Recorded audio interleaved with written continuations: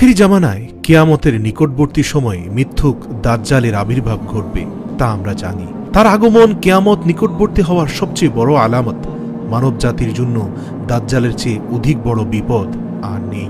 বিশেষ করে সে সময় যখন জমিনে যারা জীবিত থাকবে তাদের জন্য ঈমান নিয়ে টিকে থাকা অত্যন্ত কঠিন হয়ে পড়বে। সমস্ত নবী আপন আপন উম্মতকে দাজ্জালের ভয় দেখিয়েছেন।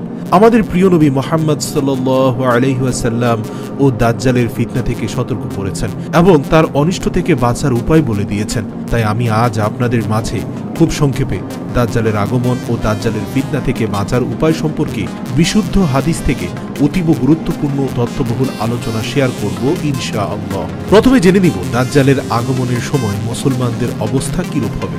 তার আগমনের পূর্ব মুহূর্তে মুসলমানদের অবস্থা খুব ভালো থাকবে।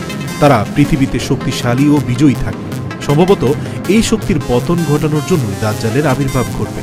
দাজ্জালের পরিচয় হচ্ছে দাজ্জাল মানব জাতির একজন নবী। মুসলমানদের কাছে তার পরিচয় তুলে ধরার জন্য এবং তার ফিতনা থেকে তাদেরকে সতর্ক করার জন্য নবী সাল্লাল্লাহু আলাইহি ওয়াসাল্লাম তার পরিচয় বিস্তারিতভাবে বর্ণনা করেছেন। দাজ্জাল অন্য মানুষের তুলনায় স্বতন্ত্র বৈশিষ্ট্যের অধিকারী হবেন। জাহেল, মূর্খ ও হতভাগ্য ব্যতীত কেউ দাজ্জালের ধোঁকায় পড়বে না। নবী সাল্লাল্লাহু আলাইহি ওয়াসাল্লাম দাজ্জালকে স্বপ্ন দেখে তার শারীরিক গঠনের বর্ণনা প্রদান করেছেন। তিনি বলেন, দাজ্জাল হবে বৃহৎ আকার একজন যুবক পুরুষ। শরীরের রং হবে লাল, বেটে প্রকৃতির, মাথার চুল কোকড়া, বক্ষ হবে প্রশস্ত, কপাল হবে উঁচু, চক্ষু হবে টেরা এবং আঙ্গুল ফলের মতো উঁচু। দাজ্জাল হবে নির্বংশ, তার কোনো সন্তান থাকবে না। বিভিন্ন হাদিসে তার চোখ অন্ধ হবে বলে বলা হয়েছে। কোনো হাদিসে বলা হয়েছে তার চোখ অন্ধ হবে, কোনো হাদিসে আছে তার ডান চোখ অন্ধ হবে, আবার কোনো হাদিসে আছে তার বাম চোখ অন্ধ হবে। মোট কথা তার একটি চোখ দূষিত হবে। তবে ডান চোখ অন্ধ হওয়ার হাদিসগুলি বুখারী ও মুসলিম গ্রন্থে বর্ণিত হয়েছে। তাছাড়া দাজ্জালকে চেনা সবচেয়ে বড় আলামত হলো তার কপালের কাফের লেখা থাকবে। অপর এক বর্ণনায় রয়েছে কাফ ফা রা লেখা থাকবে। প্রতিটি মুসলিম ব্যক্তি তা পড়তে পারবে। অপর এক বর্ণনায় রয়েছে অশিক্ষিত শিক্ষিত প্রত্যেক মুসলিম ব্যক্তি তা পড়তে পারবে। মোট কথা আল্লাহ মুমিনদের জন্য অন্তর্দৃষ্টি খুলে দিবেন, ফলে সে ব্যক্তি দাজ্জালকে দেখে সহজেই চিনতে পারবে। যদিও ইতিপূর্বে সে ছিল অশিক্ষিত, কাফির ও মুনাফিক লোক তা দেখে পড়তে পারবে না, যদিও সে ছিল শিক্ষিত ও লেখাপড়া জানা লোক। কারণ কাফের ও মুনাফিক লোক আল্লাহর অসংখ্য দলিল প্রমাণ দেখেও ঈমান আনয়ন করেন। দাজ্জালের বর্তমান অবস্থান সম্পর্কে সহিহ মুসলিমে কিতাবুল ফিতান অধ্যায়ে একটি বৃহৎ হাদিস বর্ণিত রয়েছে। সেখানে রাসূল সাল্লাল্লাহু আলাইহি ওয়াসাল্লাম তামিম রাদিয়াল্লাহু তাআলা আনহু এর একটি ঘটনা বলতে গিয়ে বলেছেন, দাজ্জাল পৃথিবীর কোনো এক দ্বীপে শিকল দিয়ে বাঁধা অবস্থায় আছে। খুব শীঘ্রই তাকে সেখান থেকে ছেড়ে দেওয়া হবে। চলুন এবার জেনে নিব দাজ্জালের যেসব ক্ষমতা দেখে মানুষ বিভ্রান্তকর অবস্থায় পড়বে। দাজ্জাল দ্রুত এক স্থান থেকে অন্য স্থানে পরিভ্রমণ করতে পারবে। নওয়াজ বিন সামআন থেকে বর্ণিত হয়েছে, নবী করিম সাল্লাল্লাহু আলাইহি ওয়াসাল্লামকে দাজ্জালের গতি সম্পর্কে জিজ্ঞাসা করা হলে তিনি বলেন, দ্রুতগামী বাতাস বৃষ্টিকে যেভাবে চালিয়ে নিয়ে যায়, দাজ্জালের চলার গতিও সেরকম হবে। দাজ্জালের সাথে থাকবে জান্নাত ও জাহান্নাম। প্রকৃত অবস্থা হবে সম্পূর্ণ বিপরীত। দাজ্জালের আগুন হবে প্রকৃতপক্ষে সুমিষ্ট পানি এবং জান্নাত হবে জাহান্নামের আগুন। নবী সাল্লাল্লাহু আলাইহি সাল্লাম বলেন, দাজ্জালের সাথে যা থাকবে তা আমি অবগত আছি। তার সাথে দুটি নদী প্রবাহিত থাকবে। বাহ্যিক দৃষ্টিতে একটিকে সুন্দর পরিষ্কার পানি দেখা যাবে, অন্যটিকে ধাও ধাও আগুন জ্বলতে দেখা যাবে। যার সাথে দাজ্জালের দেখা হবে সে যেন দাজ্জালের আগুনে ঝাঁপ দিয়ে পড়ে এবং সেখান থেকে পান করে, কারণ উহা হবে সুমিষ্ট পানি। দাজ্জাল মৃত ব্যক্তিকে জীবিত করতে পারবে। দাজ্জাল তার কর্মকাণ্ডে শয়তানের সহযোগিতা নেবে। নবী সাল্লাল্লাহু আলাইহি সাল্লাম বলেন, দাজ্জাল মানুষের সামনে গিয়ে বলবে, আমি যদি তোমার মৃত পিতামাতাকে জীবিত করে দেখাই তাহলে তুমি কি আমাকে প্রভু হিসেবে মানবে? মানুষ বলবে, অবশ্যই মানব। এই সুযোগে শয়তান তার পিতামাতার আকৃতি ধারণ করে সন্তানকে বলবে, হে সন্তান, তুমি তার অনুসরণ করো, সে তোমার প্রতিপালক। জড় পদার্থ ও পশুরাও দাজ্জালের ডাকে সাড়া দিবে। দাজ্জালের ফিতনার মাধ্যমে আল্লাহ তার বান্দাদের পরীক্ষা করবেন। দাজ্জাল আকাশকে আদেশ দিবে বৃষ্টি বর্ষণ করার জন্য। আকাশ তার আদেশে বৃষ্টি বর্ষণ করবে। জমিনকে ফসল উৎপাদন করতে বলবে, জমিন ফসল উৎপাদন করবে। চতুষ্পদ জন্তুকে ডাক দিলে তারা দাজ্জালের ডাকে সাড়া দিবে। নবী সাল্লাল্লাহু আলাইহি সাল্লাম বলেন, দাজ্জাল সমাজে এসে অগ্রসরমান মানুষকে তার প্রতি ঈমান আনয়ন করার আহ্বান জানাবে। এতে তারা ঈমান আনবে।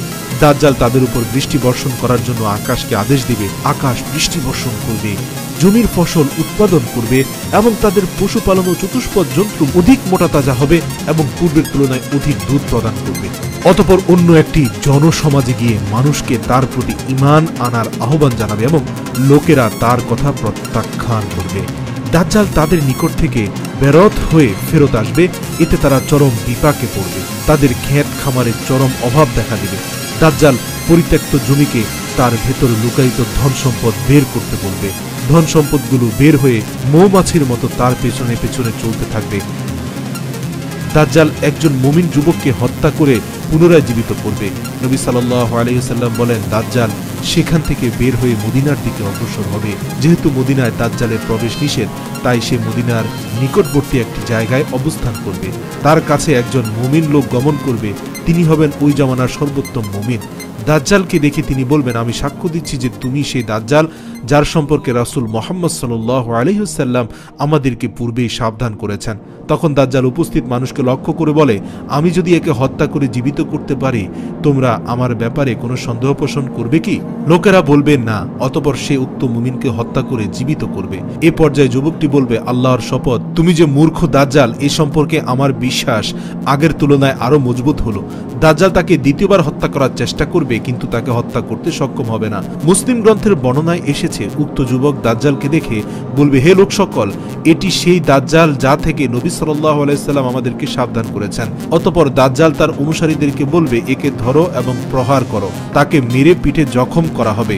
অতঃপর দাজ্জাল তাকে জিজ্ঞাসা করবে, এখনো কি আমার প্রতি ঈমান আনবে না?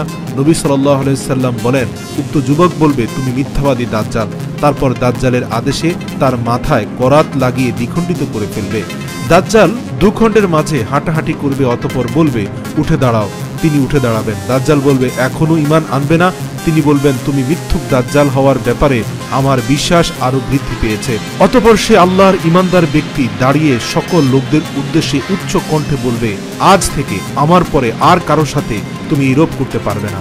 অতঃপর দাজ্জাল তাকে পাকড়াও করে আবার জবাই করার চেষ্টা করবে, কিন্তু তার গলার জবাই করার স্থানটি তামায় পরিণত হবে, কাজে সে জবাই করতে ব্যর্থ হবে।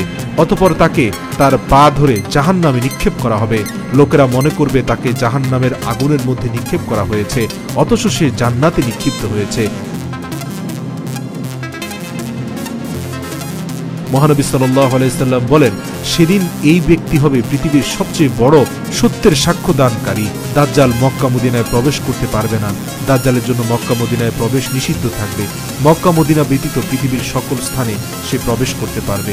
ফাতেমা বিনতে কায়েস রাদিয়াল্লাহু থেকে বর্ণিত হাদিসে এসেছে, দাজ্জাল বলবে, আমি হলাম দাজ্জাল। যখন আমাকে বের হবার অনুমতি দেওয়া হবে, আমি বের হয়ে 40 দিনের মধ্যে পৃথিবীর সমস্ত দেশ ভ্রমণ করব। তবে মক্কা মদিনায় আমার জন্য প্রবেশ করা নিষিদ্ধ থাকবে। যখনই আমি মক্কা বা মদিনায় প্রবেশ করতে চাইব, তখনই ফেরেশতাগণ তলোয়ার নিয়ে আমাকে তাড়া করবে। মক্কা মদিনার প্রতিটি প্রবেশ পথে ফেরেশতারা পাহারা দিবে। দাজ্জালের অধিকাংশ অনুসারী হবে ইয়াহুদি। তাদের মধ্যে অধিকাংশ থাকবে গ্রামের মূর্খ ও মহিলা। ইয়াহুদিদের বিশ্বাস অনুযায়ী দাজ্জাল হবে তাদের বাদশা। তার নেতৃত্বে তারা বিশ্ব পরিচালনা করবে। নবী সাল্লাল্লাহু আলাইহি ওয়াসাল্লাম বলেছেন, দাজ্জালের অধিকাংশ অনুসারী হবে ইয়াহুদি এবং মহিলা। তিনি আরো বলেন, ইস্পাহানের 70,000 ইয়াহুদি দাজ্জালের অনুসরণ করবে। তাদের সবার পরনে থাকবে সেলাইবিহীন চাদর। চলুন এবার জেনে নিব দাজ্জালের শেষ পরিণতি কি হবে। সহিহ হাদিসের বিবরণ অনুযায়ী হযরতে ঈসা ইবনে মারিয়াম আলাইহিস সালাম এর হাতে দাজ্জাল নিহত হবে।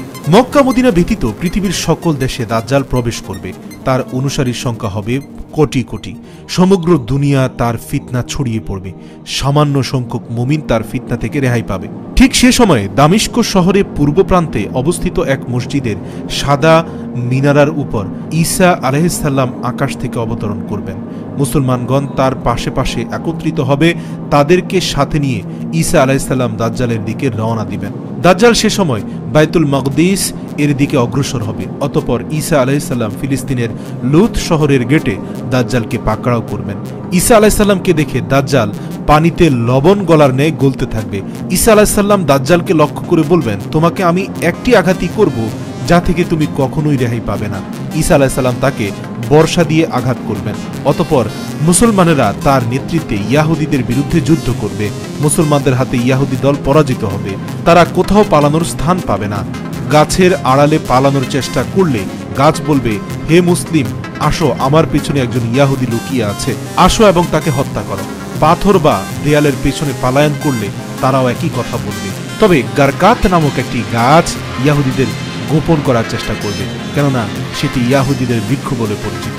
আর এভাবে দাজ্জাল আতার বাহিনী ইয়াহুদিদের থেকে মুসলিম জাতি রক্ষা পাবে। চলুন এবার জেনে নিব দাজ্জালের ফিতনা থেকে বাঁচার উপায়। প্রথম উপায়, ইসলামকে সঠিকভাবে আঁকড়ে ধরা এবং ঈমানের উপর অটল থাকাই দাজ্জালের ফিতনা থেকে বাঁচার একমাত্র অন্যতম উপায়। যে মুমিন আল্লাহর নাম ও তার অতুলনীয় সুমহান গুণাবলী সম্পর্কে জ্ঞান অর্জন করবে, সে অতি সহজেই দাজ্জালকে চিনতে পারবে। সে দেখতে পাবে দাজ্জাল খায় ও পান করে। মুমিনদের আকীদা হলো এই যে আল্লাহ তাআলা পানাহার অন্যান্য মানবীয় দোষ ও গুণ থেকে সম্পূর্ণ পবিত্র। যে পানাহারের প্রতি মুখাপেক্ষী সে কখন আল্লাহ বা রব হতে পারে না। দাজ্জাল হবে অন্ধ ও আল্লাহ এর দোষ ও ত্রুটি থেকে অনেক ঊর্ধ্বে। দাজ্জালের ফিতনা থেকে বাঁচার আরেকটি উপায় হলো, হযরত আয়েশা রাদিয়াল্লাহু বলেন, আমি মহানবী সাল্লাল্লাহু আলাইহি ওয়াসাল্লামকে নামাজের পর দাজ্জালের ফিতনা থেকে বাঁচার জন্য দোয়া করতে শুনেছি। আমরাও নামাজের শেষে আল্লাহর কাছে দাজ্জাল থেকে আশ্রয়ের জন্য দোয়া করব। নবী সাল্লাল্লাহু আলাইহি ওয়াসাল্লাম বলেছেন, দাজ্জালের ফিতনার সম্মুখীন হলে সূরা কাফ মুখস্থ করতে এবং তা পাঠ করতে আদেশ করেছেন। তিনি বলেন, যে ব্যক্তি সূরা কাফ এর প্রথম 10টি আয়াত মুখস্থ করবে সে দাজ্জালের ফিতনা থেকে হেফাজতে থাকবে। আমরা মহান আল্লাহ তাআলার নিকট দোয়া করি যেন তিনি আমাদের সকলকে কিয়ামতের পূর্বে সবচেয়ে বড় ফিতনা দাজ্জাল থেকে আমাদের ঈমানকে রক্ষা করেন। আমিন।